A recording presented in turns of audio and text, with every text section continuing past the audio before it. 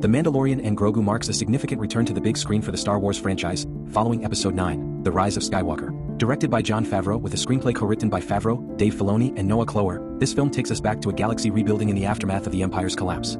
As the New Republic struggles to uphold the ideals of the rebellion, they call upon the legendary Mandalorian bounty hunter, Din Djarin, and his young companion, Grogu. When it comes to Disney's stewardship of Star Wars since acquiring it from George Lucas, I found myself gravitating more toward their television projects than their films.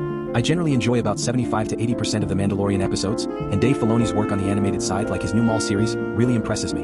The final season of the Clone Wars also stood out. I still have some gaps, like I haven't seen Skeleton Crew or The Acolyte yet, and it took me a while to get to Andor Season 1, which I thought was fantastic. So I was really curious to see how a theatrical adaptation of a beloved small-screen story would translate. And while I enjoyed the movie overall, I'd say it's a solidly entertaining ride, but not a game-changer. The action sequences are top-notch, expertly crafted stunts, stunning production design, and impeccable costumes. Ludwig Göransson's score is a highlight, just like in the series, and seeing Zeb, voiced by Steve Blum, get more screen time was a treat.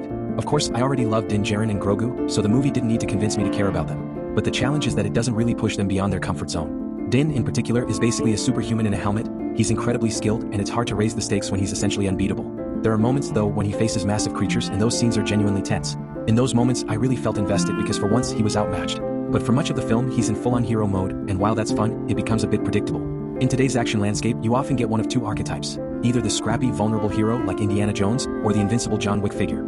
I tend to prefer the former as I find it more relatable, but this movie leans heavily into the latter. Despite that, it's still a visually stunning film. The first half really pulled me in, especially a subplot involving the Hutts, where the film tries something new by giving them more humanity. Hearing them speak English was strange at first, but the film does a decent job adding nuance to them. That said, the pacing falters a bit in the middle. After a mission wraps up, the film kind of stalls, figuring out its next direction. For about 20 minutes, it loses momentum, and that's a long time to hold an audience in a Star Wars film. Once it gets back on track though, the finale is genuinely thrilling with all the spectacle you'd expect.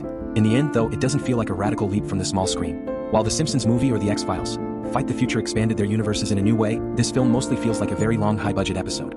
If you love the show, you'll likely enjoy it on the big screen, but it's not a must-see event like some other